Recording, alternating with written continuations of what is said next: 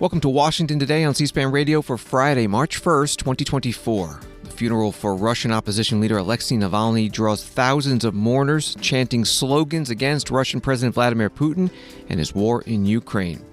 President Joe Biden pushes again for the U.S. House to pass his $60 billion aid request for Ukraine as he meets with the visiting Italian Prime Minister at the White House. President Biden also announcing the U.S. will drop food aid into the Gaza Strip, saying that humanitarian aid for the Palestinians caught in the middle of the war between Israel and Hamas is not sufficient. U.S. House and Senate not in session for legislative business today after passing Thursday another federal government funding extension, which the White House says the president has signed into law. We'll hear from two members of Congress, one Republican, one Democrat, about where negotiations stand on full fiscal year government funding. CVS and Walgreens, the two largest U.S. pharmacy chains, will start selling the abortion pill mifepristone in a handful of states this month before offering it more widely. Republican presidential candidate Nikki Haley campaigns in Washington, D.C., and First Lady Jill Biden launches Women for Biden-Harris at a campaign stop in Atlanta. Also, in the Georgia election interference case, where Republican presidential candidate Donald Trump is on trial with co-defendants, closing arguments in the hearing over misconduct allegations against the Fulton County District Attorney, Fani Willis. Associated Press in Moscow reports under a heavy police presence, thousands of people bade farewell Friday to opposition leader Alexei Navalny at his funeral in Moscow after his still unexplained death 2 weeks ago in an Arctic penal colony. Navalny was buried at a cemetery in the snowy southeastern outskirts of the capital after a short Russian Orthodox ceremony, with vast crowds waiting outside the church and then streaming to the fresh grave of President Vladimir Putin's fiercest critic with flowers and anti-government chants. Although riot police set up barricades at both the church and cemetery, no detentions were reported. The service followed a battle with authorities over the release of his body. His team said several Moscow churches refused to hold the funeral for the man who crusaded against official corruption and organized massive protests. Many Western leaders blamed the death on the Russian leader, an accusation the Kremlin angrily rejected. That's the article from Associated Press. The crowd chanted, "You weren't afraid, neither are we. No to war. Russia without Putin. Putin is a murderer. Russia will be free. And the name Navalny."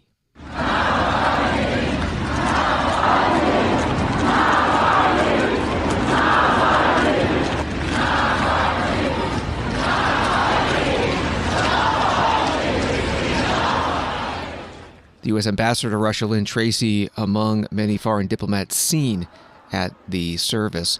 And after the memorial service, Alexei Navalny was interred at a local cemetery where music from his favorite movie was played, Terminator 2. BBC News reports that Russian President Vladimir Putin has warned Western countries against sending troops to Ukraine. The consequences of a decision would be tragic, he said. In the annual State of the Nation address, President Putin accused the West of trying to drag Russia into an arms race.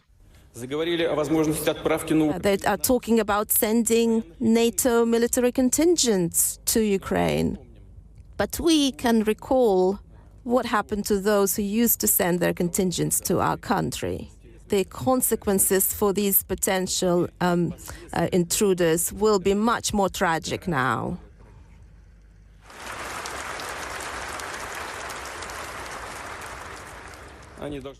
They need to finally understand that we too have weapons, and they know that. I have just mentioned, we too have weapons that can strike targets on their territory. And everything that they're thinking of now, everything that they use to threaten us and the world, that all this is a real threat of nuclear weapons being used, which spell destruction of civilization. Some of the Russian President Vladimir Putin's State of the Nation address held on Thursday, that interpretation provided by BBC News. French President Emmanuel Macron said earlier this week that sending NATO troops to Ukraine could not be excluded. The Pentagon press secretary in the United States, Pat Ryder, said at his briefing the U.S. has no plans to do that. Russia's war in Ukraine was one of the topics when President Joe Biden met today with Italy's Prime Minister, Giorgia Milroney, at the White House. President Biden speaking about his requested $60 billion for Ukraine, which, packaged with another $35 billion for Israel and Taiwan, has passed the U.S. Senate, but Speaker of the House Mike Johnson has so far refused to bring it up on the floor for a vote. President Biden today also announcing that the U.S. will be airdropping food aid into the Gaza Strip, noting that humanitarian aid flowing into that region for the Palestinians is insufficient. Well, Prime Minister Milroney, thank you for being here again. And I have to admit to you, as she walked in the door, we're good friends, and I played Ray Charles, Georgia, as she walked in the door. Now, most of you don't know Ray Charles, Georgia, but anyway, look, Italy and the United States are strong allies and really close friends. And as you said when we first met here in the Oval, Georgia, that we have each other's backs, and we do, and you've demonstrated that from the moment you took office. And we also have Ukraine's back. That's why I'm urging the House of Representatives to pass the legislation that allows us to, in a bipartisan way, continue to support Ukraine now. They need the security bill now. The bill includes funding for Ukraine so we can help keep Putin from his onslaught from succeeding in Ukraine. And I want to thank you, Georgia, for Italy's unwavering support for Ukraine and your leadership of the G7 this year. Today, also we're going to discuss the Middle East and yesterday's tragic and alarming event in North Gaza, trying to get humanitarian assistance in there. And the loss of life is heartbreaking. People are so desperate that innocent people got caught in a terrible war, unable to feed their families, and you saw the response when they tried to get aid in. And we need to do more, and the United States will do more. In the coming days, we're going to join with our friends in Jordan and others in providing airdrops of additional food and supplies into Ukraine, and seek to continue to open up other avenues into Ukraine, including the possibility of a marine corridor to deliver large amounts of humanitarian assistance. In addition to expanding deliveries by land, as I said, we're going to insist that Israel facilitate more trucks and more routes to get more and more people the help they need. No excuses, because the truth is, aid flowing to Gaza is nowhere nearly enough. Now, it's nowhere nearly enough. Innocent lives are on the line, and children's lives are on the line. And we won't stand by and let until we get more aid in there. We should be getting hundreds of trucks in, not just several. And I won't stand by. We won't let up, and we're not going to pull out, trying to pull out every stop we can to get more assistance in. So, and here's the deal. We've been working, and hopefully we'll know shortly, and I know you've been informed. We're trying to work out a deal between Israel and Hamas on the hostages being returned and an immediate ceasefire in Gaza for at least the next 6 weeks, and to allow the surge of aid to the entire Gaza Strip, not just the south, but the entire Gaza Strip. And so, Georgia, we have a lot to discuss today, and then we're talking about everything in China and on, but I'm happy you're here and delighted that you came back.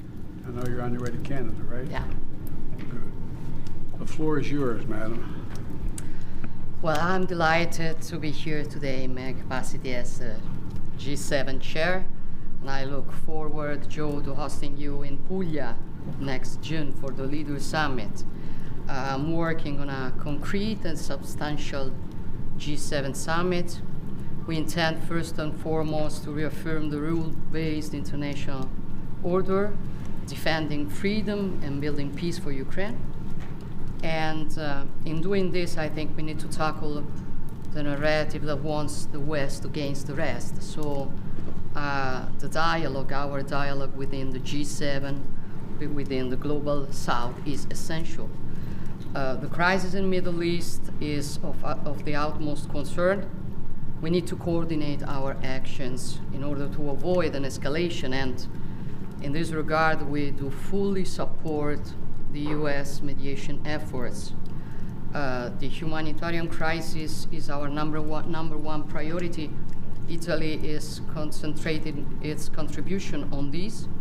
Meanwhile, we are cooperating with all regional actors that must be part of any future outcome. We should work together on concrete steps to guarantee the two-state perspective which is the only long-term sustainable solution. And then the Houthis' attack on commercial vessels that endanger freedom of navigation in the Red Sea are unacceptable. EU naval operation Aspides, that as you know, is under Italian tactical command, is an important response to the disruption of transit through the Red Sea. Then building on Italy's role in the Mediterranean, the G7 will pay special attention also to the African continent. We've been discussing it for many times, but I think we have to remember that Africa is not a poor continent. It is, at the contrary, incredibly rich in human and material resources, but it has been neglected and exploited with a predatory approach for a long time. And I want to reverse this approach together with you, which is also a root cause of the migration crisis. We need to support Africa's development on an equal basis and put an end to illegal migration while fighting human trafficking. Human trafficking has become the most financially rewarding crime globally, and we cannot accept it any longer. For this reason, I came here today also with a proposal to launch a global alliance against human traffickers. The G7 will discuss artificial intelligence as well. AI is a means. It can be a good or a bad one. It depends on our capacity to govern it, to tackle the risks and the impact it can have, for example, on the labor market. We want to develop AI, but also we want to be certain that it remains human-centered. And then, last but not least, I came here to boost our strategic cooperation. And our relations are enriched by the presence of more than 20 million Italian Americans. During our last meeting here in Washington, we said we wanted to improve our bilateral cooperation and our trade, and we did it. For in 2023, our bilateral trade reached the highest amount ever with $102 billion of exchange. So I think we did a good job, but I also think that we can do even better. And I hope this will be our mutual goal for this year. Thank you, Joe. Well, it is, and I tried to help. I married an Italian American. So, thank you all very much. Mr. President, was your mind made up by the tragedy of airdrop? President Joe Biden and Italy's Prime Minister Giorgia Meloni in the White House Oval Office, the two not answering any of the reporters' questions. Giorgia Meloni has been Prime Minister of Italy since October 2022 and has led the Brothers of Italy political party since 2014. President Biden announcing that the U.S. will be dropping food aid into Gaza. NBC News reports the White House is growing increasingly concerned about possible famine for a sizable portion of Gaza's population. Samantha Power, the administrator of the United States Agency for International Development, announced this week that the U.S. was sending $53 million in additional humanitarian assistance into Gaza. John Kirby, White House National Security Communications Advisor, answered reporters' questions about this at the regular White House briefing. Was part of the consideration into moving into this airdrop plan and the maritime plan, I mean, there had been delays for ground shipments of flour just a couple weeks ago, and Israel had been holding that up. So is part of this because Israel hasn't been a reliable partner as much as the U.S. would like to see in terms of getting aid in? Part of this is very much because not enough aid is getting in, and not enough people are getting the food, the water, the medicine, and the fuel that they need. That's what's driving this. We recognize the situation's dire. We recognize the need is great, and it hasn't been filled simply by the use of ground convoys. And is this a way to kind of get around the need for Israel to sort of go through these checkpoints when it's on the ground convoys? This is a way to get more aid to more people quickly. And I know you said you don't have an exact timeline, but is there a plan for this aid to be dropped over the course of weeks? Is it months? What does that? I would say certainly coming weeks. I don't want to. I can't get too predictive right now. We haven't even done the first one. I can assure you there won't be just one. This won't be a one and done kind of thing. There will be additional airdrops. We will learn. We will get better at them over time. But I'd say certainly coming weeks. John Kirby, White House National Security Communications Advisor, at today's White House news conference. Story from CNN, at least 10 Palestinian children have starved to death in Gaza, the United Nations reported on Friday after a senior UN official warned Israel's severe restrictions on aid entering the Strip are creating a man-made famine. The UN Health Agency spokesperson said the number of Gazan children that have died from starvation can unfortunately be expected to be higher. This is Washington Today. The U.S. House and Senate are not in session for legislative business today. Both chambers passed a government funding extension on Thursday to avoid a partial government shutdown that without it would have happened tonight at midnight into Saturday. The vote in the House was 320 to 99, and then in the Senate was 77 to 13. During a brief House pro forma meeting today with Congressman Adrian Smith, Republican of Nebraska, in the chair, the House clerk read the notice of the temporary funding bill, called a CR, continuing resolution, has been enrolled and ready to go to President Biden for his signature. The chair will receive a message. Mr. Speaker, messages from the Senate. Mr. Speaker, Madam Secretary. I have been directed by the Senate to inform the House that the Senate has passed without amendment H.R. 7463, making further continued appropriations for fiscal year 2024 and for other purposes. The chair lays before the House an enrolled bill. H.R. 7463, an act making further continuing appropriations for fiscal year 2024 and for other purposes. The House reading clerk, Talise Ali, at today's pro forma House session, noting that that bill, which would extend government funding, has been passed. Later, the White House said that the president signed it into law, and under that bill, the first group of federal departments funded for one more week through March 8th. And the plan is to have a vote next week on a package of bills for those departments for the rest of the current fiscal year through September 30th. And under the temporary spending bill signed into law today, a second group of departments is funded through March 22nd. C-SPAN spoke this morning with two members of Congress about the funding situation, one Republican and one Democrat. We started with John Rutherford, Republican of Florida. I voted yes on the CR. Mainly because there's only one thing I hate more than a CR, and that's a government shutdown. And that's what was looming, a partial government shutdown. And so what this CR does is push back the March 1st date to March 8th, and the March 15th date to the March 8th date to March 22nd. We got to have an extra week in there because we have a Republican strategy retreat in between there. So what this does, the reason we did this is because we didn't want to pull a Speaker Pelosi on our members and say, here's the bill, vote on it. We have a rule, 72 hours we get to look at bills before we have to vote on them. And this will give us the 72-hour requirement that we impose on ourselves so that we can literally read bills before we vote on them. So what are those policy issues that are kind of the stickling points? What's standing in the way of getting this done? Yeah, well, that's part of the issue for this CR, Mimi, is the fact that I know what the bills look like when they left appropriations in the House, but then they go to conference with the Senate.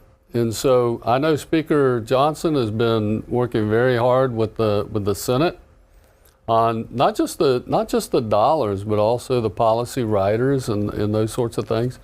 So we really don't know what the bill looks like yet. Now, we've been told, some of the top line numbers are the same, so that's good. But everything that's in the bill, we don't know yet. That's why we have to read it.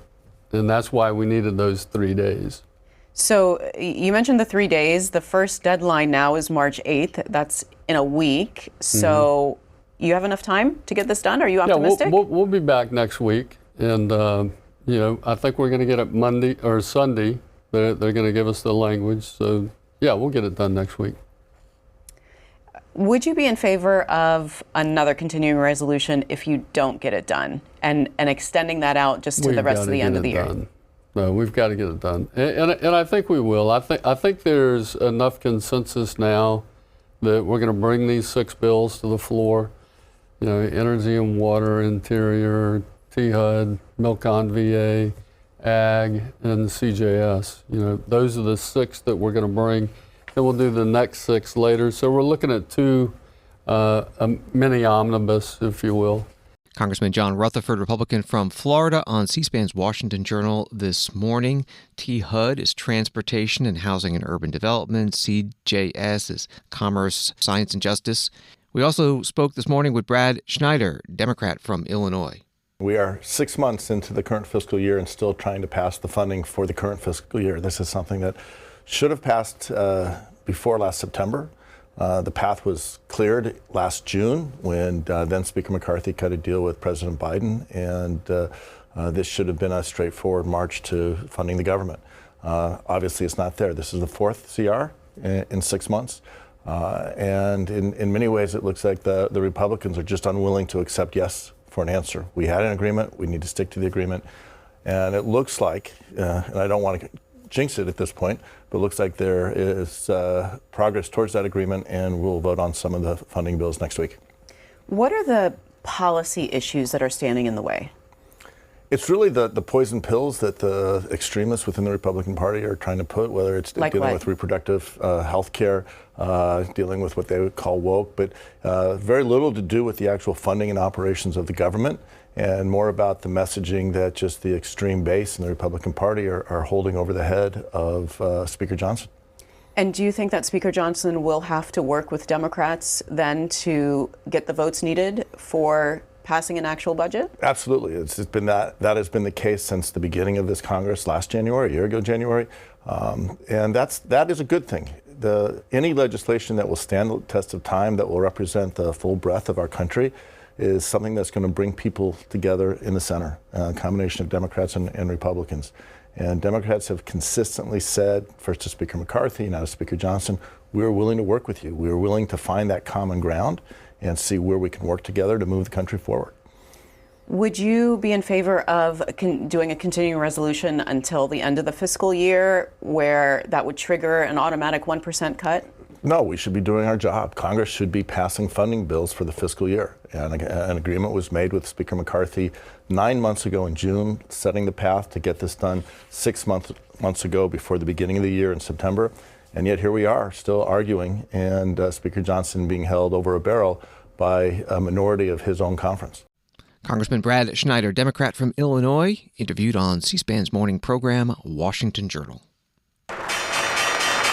Wall Street today, the Dow up 90, NASDAQ up 183, S&P up 40.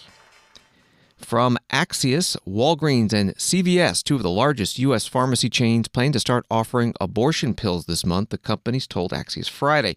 The move will increase availability of mifepristone just as the Supreme Court is set to weigh access to the pill in a high-stakes case that marks the top court's first major abortion issue since Roe v. Wade was overturned. The Supreme Court will hear oral arguments on March 26th in a dispute over access to mifepristone, with a ruling expected by late June. The 2 chains received the required certification to dispense mifepristone under the Food and Drug Administration's regulatory change issued last year. They'll start rolling out the medication in a handful of states where abortion is legal. That was reporting from Axios. The White House Press Secretary Karine Jean-Pierre spoke about this at the start of today's White House briefing. As you heard from President Biden earlier, today is an important milestone in ensuring access to mifepristone, a drug that has been approved by the FDA as safe and effective for more than 20 years, with major retail pharmacy chains newly certified to dispense this medicine. Many women will soon make the option to pick up their prescription at a local certified pharmacy, just as they would for any other medication. The administration continues to encourage all pharmacies that want to pursue this option to seek certification. In the face of relentless attacks on reproductive freedom by Republican elected officials, the president and the vice president will continue to fight to ensure that women can get the health care they need, including mifepristone. And we will continue to defend the FDA's independent and evidence-based approval of this medicine and call on Congress to restore the protections of Roe v. Wade in federal law. White House Press Secretary Karine Jean-Pierre. Washington Today continues in a moment. Hi, it's Nate from C-SPAN. Imagine, 45 years ago when there were just a handful of television networks, C-SPAN first went on the air, bringing an unfiltered view of government directly to America's living rooms. No spin, no commentary, just pure democracy in action. And it's Shannon from C-SPAN. It was a bold experiment. We finally had a front row seat to Congress, the White House, and the campaign trail, all without government funding. As we celebrate 45 years and a legacy of unfiltered access, we ask for your support of a donation in honor of over 4 decades of service. Your gift, no matter how big or small, will help maintain this vital resource for access to the democratic process. You can help ensure another 45 years of witnessing history unfold and empowering citizens to be informed and engaged in the political process. Visit cspan.org/donate today and join our 45th anniversary campaign. Thank you for supporting C-SPAN, your unfiltered view of government. Visit cspan.org/donate today to make your gift of support. Thank you. Welcome back to Washington Today, available as a podcast on the C-SPAN Now mobile app. It's free and wherever you find your podcasts. Associated Press in Washington, D.C. writes, Republicans in the nation's capital will gather in a hotel this weekend and cast their ballots for the GOP presidential candidate they would like to see occupy the White House. The contest may be the best chance for former UN Ambassador Nikki Haley to score a victory in a presidential nomination contest. She and former President Donald Trump, who has won every contest so far, headline the field of candidates competing in the District of Columbia's Republican presidential primary, which will be held Friday through Sunday. At stake in Washington are the city's 19 delegates to this summer's Republican National Convention, where the party's nominee will officially be crowned. That was from AP. Nikki Haley held her campaign event at the hotel in Washington, where the voting is taking place. The Republican Party I love is one that believes in fiscal responsibility, in reducing the size of government, in empowering people.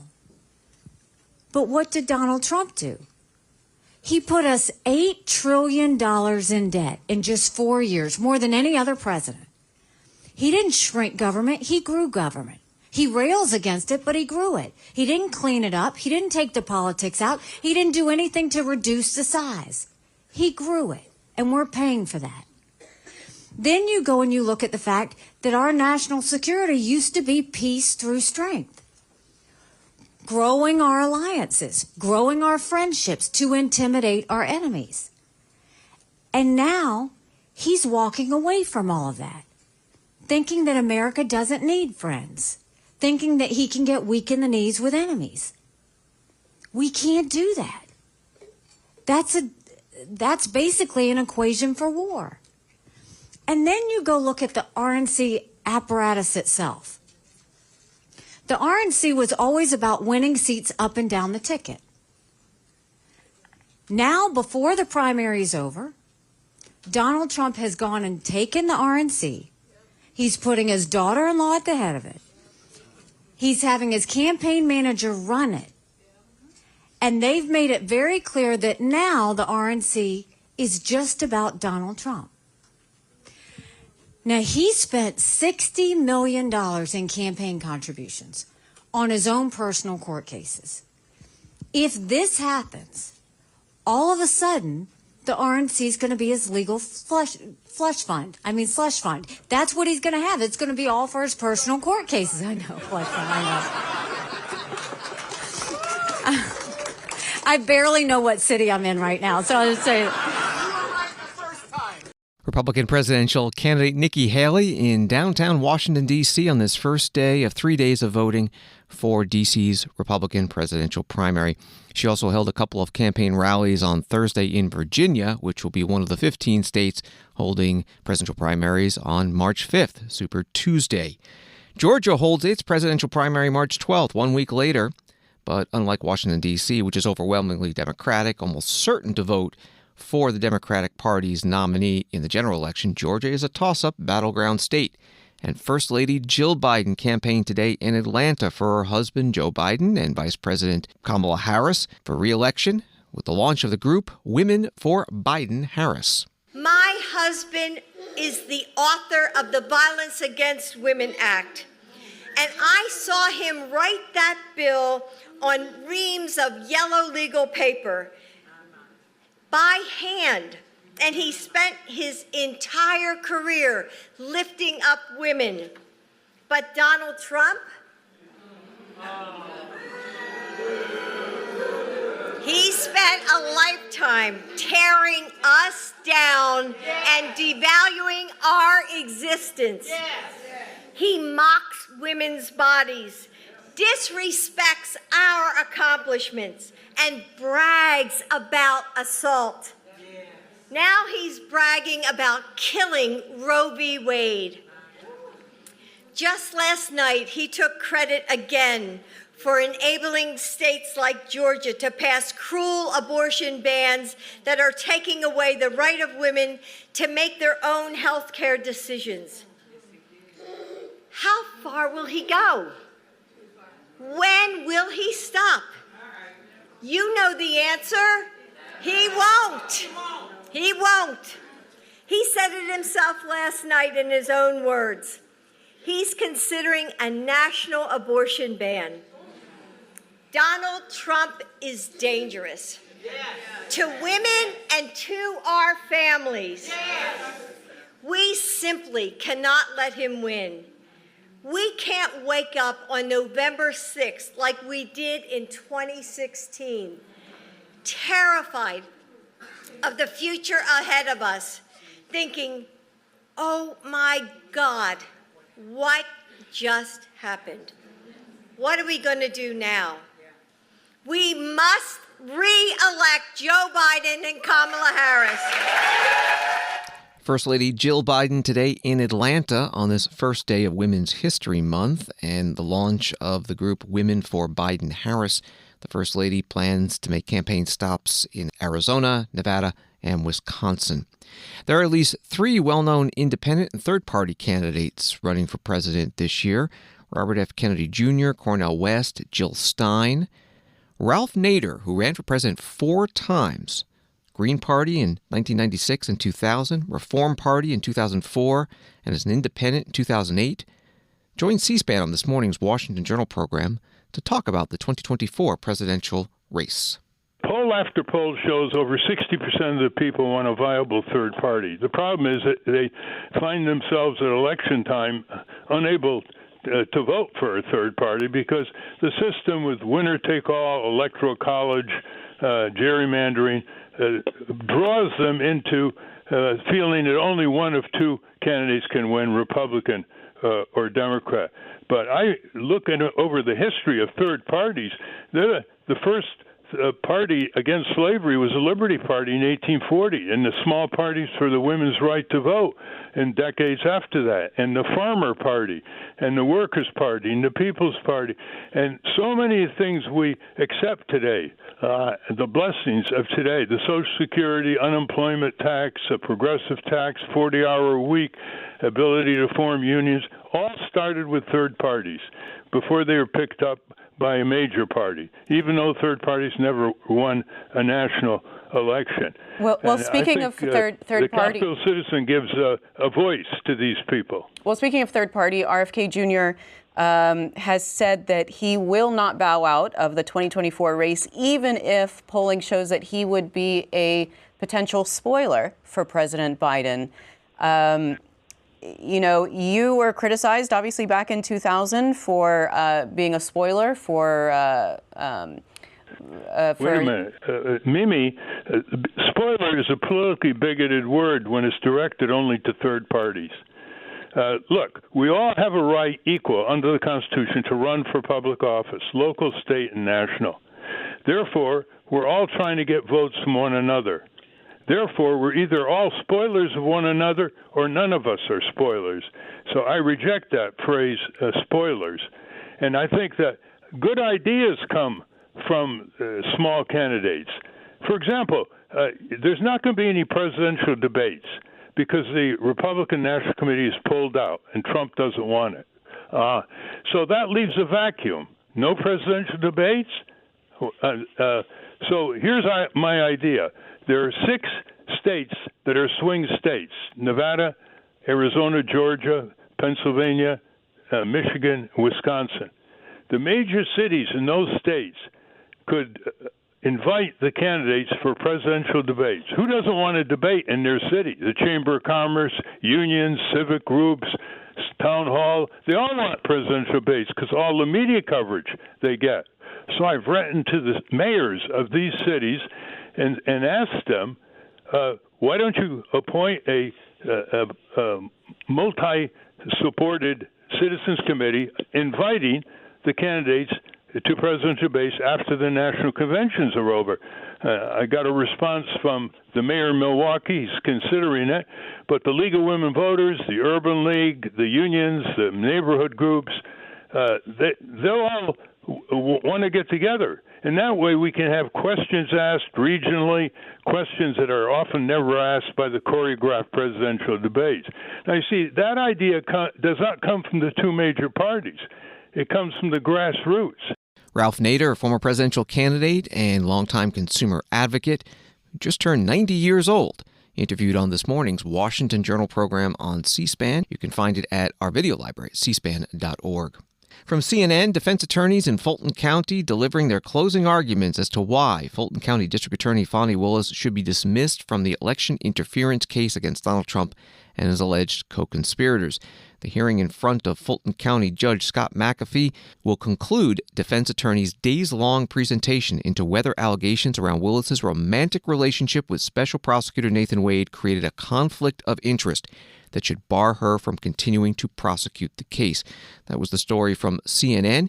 Here's part of the closing argument from John Merchant, attorney for Mike Roman, one of Donald Trump's co-defendants. Why did we spend so much time on a relationship between these two people? We frankly couldn't care less if they had a personal relationship outside of work. That is not what the issue is here. The issue is that they began this relationship in 2019. They were dating for 2 years, and then she awarded him a contract where public money, either from Fulton County or the state of Georgia, ended up in his pockets. That decision alone was improper. But what's even more improper is that then she and he used that money to go on personal vacations and trips.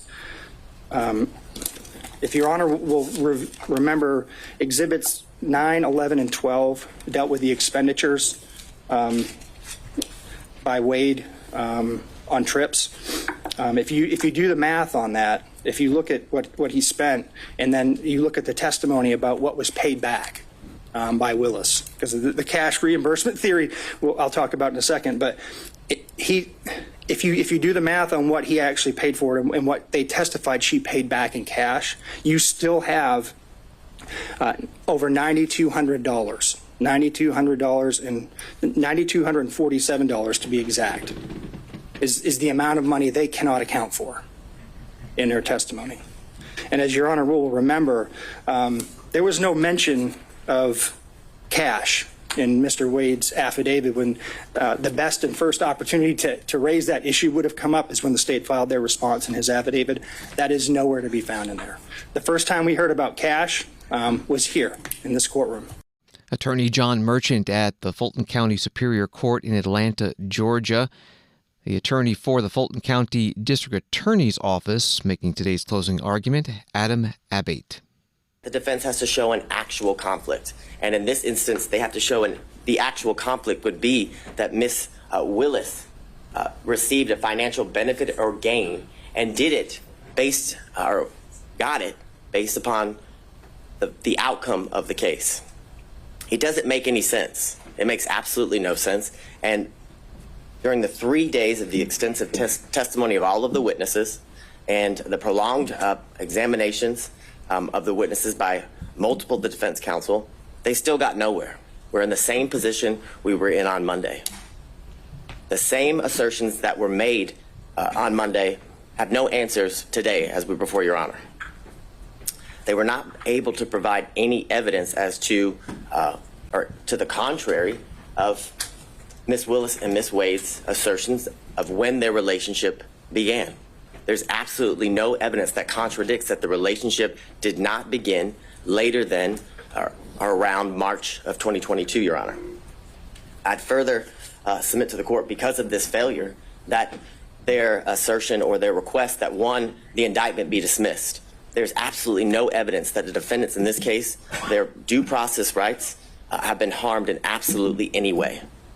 There was zero evidence, not a single shred of evidence was produced through any of the exhibits or the witness testimony showing how their constitutional rights, their due process rights, were at all affected by the relationship that began in March of 2022 with Ms. Willis and Mr. Wade.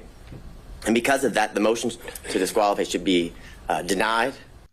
Adam Abbate, attorney for the Fulton County District Attorney's Office, at today's closing arguments in the hearing on the alleged misconduct of Fulton County, Georgia DA Fani Willis, the accusations that she had a romantic relationship with the special prosecutor Nathan Wade that began before he was appointed in the case, and that she benefited financially from that arrangement.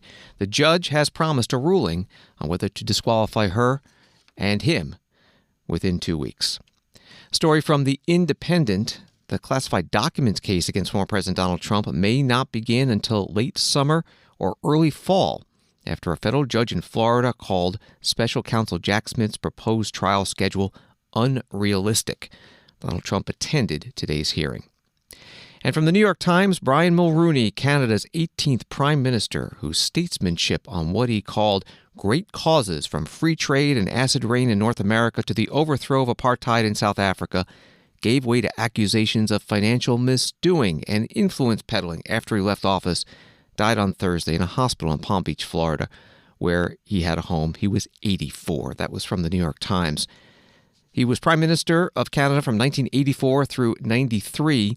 C-SPAN interviewed him in 1993 in the Canadian Embassy in Washington. What's the best thing about politics? The best thing about politics is that you actually can make a difference. You can make a difference in some large issues. You have successes and failures there. But you can make a difference in some small, what might appear to be small issues. I was looking yesterday at some correspondence that I received from some Canadians in difficulties abroad, and where we've been able to intervene properly and help them out, and where families have been assisted and differences have been made in individual lives. It's made a big, that's what you can do. You can sign free trade agreements, and you can fight general elections, and you can have the glory that comes with it, very ephemeral glory that comes with it. But I think the feeling that you can make a difference, and you do make a difference in your time, is a rewarding consideration. Former Canadian Prime Minister Brian Mulroney. In a 1993 C-SPAN interview, he was Prime Minister 1984 through 93, led the Progressive Conservative Party, described as a center-right party, which existed until 2003. And Brian Mulroney has died at the age of 84. Ohio became the 17th state of the United States on this date in 1803. And Congressman Bob Latta, Republican from Ohio, is celebrating. Happy 221st birthday, Ohio. You know, Ohio is known for many beautiful things, from the Ohio River in the south to Lake Erie in the north. But it's our people that have made our state great. When you think of having 8 presidents hail from the state of Ohio, from having John Glenn to having Neil Armstrong, who had walked on the moon, to having the inventor who invented the light bulb, when you think about Thomas Alva Edison, for all of his great achievements. But again, as I said, it's Ohio's people that make our state great, and it's going to be Ohio's people that will keep Ohio great into the future. Happy birthday, Ohio. Congressman Bob Latta, Republican from Ohio, with that video posted on X. Senator Sherrod Brown, Democrat from Ohio, also posting on X. Here's the 221 years of the best state in the union. Happy birthday, Ohio. It's almost time to begin Phase 2. And he includes a map that divides the U.S. into Ohio, Upper Ohio, Lower Ohio. Canada is labeled as soon-to-be Ohio, Mexico as future Ohio, Alaska as cold Ohio, Hawaii as Hawaii-o, and Florida stays Florida, maybe because they need someplace to go in the winter. Thanks for listening to Washington Today. Subscribe to C-SPAN's free evening newsletter, word for word, and get the stories making headlines in Washington sent to your inbox every day. Sign up at cspan.org/connect. Have a good night and weekend.